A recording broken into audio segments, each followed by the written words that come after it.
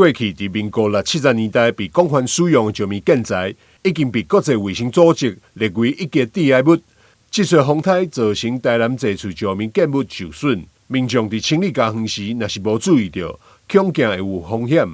对此，环保局特别呼吁民众清理石棉时，要先将石棉破损位置、散落位置翕相留存，各将石棉破水来处理，并注意搭配风电水暗，落实个人防护，并将废弃石棉甲其他废弃物分开装地，才来向环保局也或是区公所登记清温。近期家中因为风灾所导致石棉的破损呢，民众可以依照下列的程序来进行处理。第一个呢，先拍照存证记录。那第二个呢，戴上防尘口罩之后呢，